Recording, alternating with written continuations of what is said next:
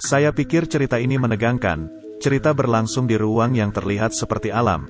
Ada rumput dan pohon, tapi jangan tertipu, dikelilingi oleh dinding tinggi. Benar ini adalah labirin, orang ini terjebak di labirin.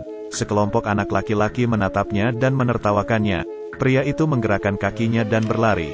Tapi dia segera jatuh dan menemukan 4 dinding tinggi. Tidak hanya itu, dia juga kehilangan ingatannya. Begini kata pemimpinnya, setiap anak laki-laki di sini tidak bisa mengingat apa-apa. Mereka dikirim ke sini satu persatu. Sejak saat itu aku hanya bisa tinggal di sini seperti orang liar. Dan pemimpin datang pertama. Aku sudah di sini setidaknya selama 3 tahun. Tapi perkenalan datang dan pergi. Dia tidak mengatakan apa-apa tentang intinya, apa yang ada di luar pintu. Pemimpin mengatakan hanya satu kata, jangan lewat, segera. Pria itu benar-benar mengetahuinya. 2 anak laki-laki berlari melalui pintu. Bukankah itu berarti kau tidak bisa hidup? Pria gemuk kecil di sisi lain mengatakan kepadanya bahwa mereka adalah orang-orang yang melakukan. Hanya yang bisa lulus. Pria itu adalah seorang petualang, seorang pria berjalan untuk melihatnya. Siapa yang tahu jika dia telah diganggu? Pria itu terbakar. Apakah kalian semua sakit? Jangan katakan padaku apa yang ada di sana. Kemudian, ada suara keras. Pintu raksasa labirin perlahan-lahan tertutup. Tidak tahu terjebak di dalam. Apa yang akan terjadi? Malam, mendengar suara keras di labirin lagi. Wakil direktur mengatakan, ini adalah labirin perubahan. Tidak bisa tinggal di labirin satu malam, karena akan ada monster di malam hari. Semua orang yang telah melihat mereka sudah mati. Hari kedua pagi, pemimpin membawa orang itu ke dinding. Pria itu melihat nama-nama di mana-mana, dan beberapa nama telah dicoret. Sudah jelas bahwa itu sudah mati. Pria itu juga mengukir namanya sendiri. Itu tidak lama sebelum sesuatu yang aneh datang. Tuhan datang ke hutan. Tiba-tiba melihat seorang pria. Ini salah satu dari mereka rowers. Aku melihat bola matanya hitam dan putih. Seperti anjing gila menolak pria itu. Ini semua salahmu untuk mengatakannya di mulutmu. Dia hampir mencekik pria itu. Untungnya dia menjatuhkannya dan melarikan diri. Dia berlari ke kerumunan. Semua orang bergegas untuk menahan orang gila ke bawah dan menarik pakaiannya. Orang-orang melihat luka yang mengerikan. Ternyata pria itu telah terluka oleh monster. Akan menjadi gila. Ini akan menjadi mayat hidup. Mereka harus memaksa orang itu ke gerbang labirin. Minta dia untuk masuk dan bunuh diri. Labirin mulai ditutup. Anak-anak bekerja sama untuk mendorongnya. Tidak peduli berapa banyak ia memohonnya tidak membayar banyak perhatian. Tidak mungkin ada orang yang tidak ingin mayat di sekitar. Hari ketiga hilang seorang pendayung. Pemimpin harus pergi ke labirin sendiri. Tapi kecelakaan itu terjadi lagi hari itu. Sampai pintu tertutup. Mereka masih belum kembali. Pria itu bertanya apakah dia bisa pergi ke mereka. Semua orang mengatakan tidak. Telah mulai menutup. Tidak ada keraguan bahwa kedua orang ini akan mati. Saat itu juga, mereka tiba-tiba terlihat. Tapi pemimpin tampaknya berada dalam koma ketika sesuatu terjadi. Anak laki-laki di samping tidak ingin menyerah padanya. Putus asa membawanya ke atas. Tapi tidak ada yang berani masuk dan membantu. Semua orang hanya berteriak cepat. Pintu tertutup pada saat-saat terakhir. Pria itu tidak bisa menonton lagi. Thomas pergi. Pria itu datang. Semua orang menyuruhnya untuk datang dan mati. Tapi dia memutuskan untuk membantu rekannya. Pria itu hebat. Di seberang yang lumpuh. Tertawa pahit membuat lelucon. Dia bunuh diri. Ya tidak ada yang bisa hidup malam di labirin. Orang itu melihat bahwa pemimpin telah terluka. Tak lama kemudian ia mendengar teriakan teror yang datang dari kedalaman labirin. Pria itu datang dengan cara gantung pemimpin dengan pohon anggur. Tapi tangisan yang belum ditempatkan semakin dekat dan dekat. Kemudian ia melihat rakasa. Segera menakut-nakuti. Pria itu tidak bisa berdiri sendiri dan harus bersembunyi di pohon anggur. Tunggu rakasa pergi. Orang itu mengikat pemimpin keluar. Tiba-tiba malam lengket aneh jatuh di bahuku. Monster muncul dari atas. Pria itu berlari sekeras yang dia inginkan. Dalam labirin gelap, ia dengan cepat berlari ke jalan buntu. Tidak ada cara untuk memanjat dinding. Monster mengikuti. Laki-laki itu melompat dan kemudian melompat. Akhirnya membungkus rakasa dengan tanaman merambat. Pria itu dan Mino bertemu. Keduanya berlari bersama. Mino melintasi dinding besar yang perlahan-lahan tertutup. Pria itu berhenti tiba-tiba. Ia berteriak, "Kamu tidak ikut juga?" Ternyata pria itu sedang menunggu monster untuk mengejar ketinggalan. Dia memprovokasi itu dan monster dan dia mengejar melalui pintu yang lebih sempit. Siapa yang akan menang? Pintu dibuka pada hari kedua. Pria itu dan Mino kembali dengan pemimpin. Orang-orang terkejut Anda tidak melihat rakasa. Mino bilang dia melihatnya membunuhnya. Pria itu menjadi pahlawan. Tapi pengganggu tidak menyukainya. Mencoba untuk menurunkannya. Hal-hal aneh terjadi. Pintu besi naik lagi. Ini adalah saudara perempuan Anda belum pernah melihat sebelumnya. Dia juga memiliki selembar kertas pada dirinya. Aku tidak akan datang di masa depan. Segera Master membawa teman-temannya ke labirin. Temukan tubuh monster itu. Mekanisme aneh ditarik dari itu. Kemudian mereka kembali ke tempat yang aman. Mino menunjukkan kepada orang itu peta labirin yang telah dibuatnya. Awalnya 3 tahun. Mino berlari melalui setiap sudut labirin. Dia tidak menemukan jalan keluar. Tapi dia menemukan 8 daerah di labirin. Dan perangkat itu menunjukkan bahwa ia mungkin dapat membuka pintu zona 7.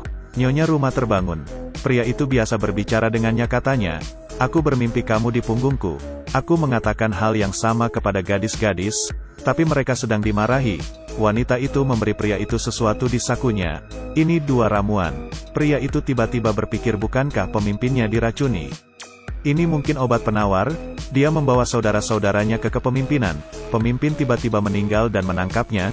Anda seharusnya tidak datang, Anda seharusnya tidak datang. Tuan rumah segera memecahkan misteri ini, akhirnya membuatnya tertidur.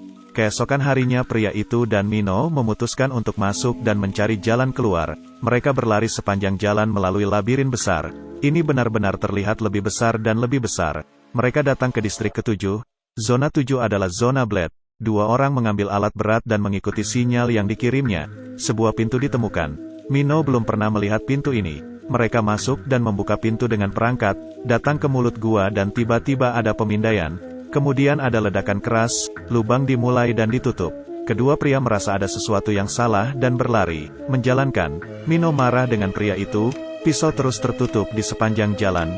Keduanya berlari melintasi pisau di celah terakhir. Tiba-tiba pria itu melewatkan barisan pisau. Hanya dapat mengambil keuntungan dari pisau satu persatu. Periode tertutup galop.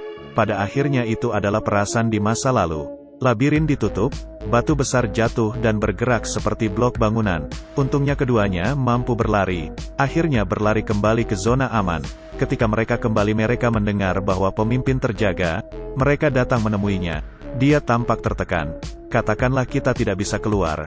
Ternyata dia telah mengingat segalanya. Kau adalah rekan mereka, kenapa kau masuk sini? Pria itu belum menjawab. Ada keributan di luar. Mereka berlari keluar untuk melihatnya. Ternyata pintu labirin tidak ditutup pada malam hari. Tidak hanya itu. Lebih banyak pintu labirin terbuka. Itu berarti semua monster di labirin akan datang. Pembantaian akan datang. Benar saja, jauh di labirin. Rakasa muncul. Cepat lari. Seluruh kam dalam kekacauan. Sepanjang jalan. Semua jalan ke orang mati. Sekelompok orang harus bersembunyi di rumah. Monster itu berjalan di luar. Segera, melalui atap, menjangkau dan meraih pemimpin kam. Pemimpin mengatakan satu kata terakhir kepada orang itu. Membawa mereka keluar. Dia sudah mati. Setelah membunuh sekelompok orang, monster itu akhirnya tenang dan kembali. Mereka keluar. Kontradiksi internal telah meningkat. Pengganggu memarahi pria itu. Jangan berpikir tentang perlawanan. Perlawanan akan menyebabkan balas dendam. Pria itu masih berduka. Tiba-tiba dia ingin pergi. Kemudian dia bertemu dengan monster itu. Baru saja memulihkan ingatanku. Jadi dia mengambil jarum yang raksasa itu jatuhkan. Menaruh satu di pahanya. Bergegas memberinya obat penawar. Pada saat ia bangun, ia telah mendapatkan kembali ingatannya. Ternyata dia dan Nyonya Rumah berada di belakang labirin yang bergerak. Tapi mereka tidak ingin melakukan hal-hal buruk lagi. Dan dia tertangkap dan dilemparkan ke sini.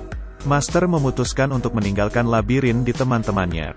Tapi mereka tidak tahu bahwa telah ada perubahan rezim di kam. Pengganggu menjadi pemimpin. Dia meraih pria dan wanita itu dan membawa mereka ke gerbang labirin. Seharusnya diasingkan. Aku tidak berharap para pengganggu untuk mengubah aturan tanpa izin. Untuk membunuh labirin mereka. Tidak mungkin. Orang itu mengambil kesempatan untuk memulai pemberontakan. Sekelompok orang merespons. Ini punya pengganggu.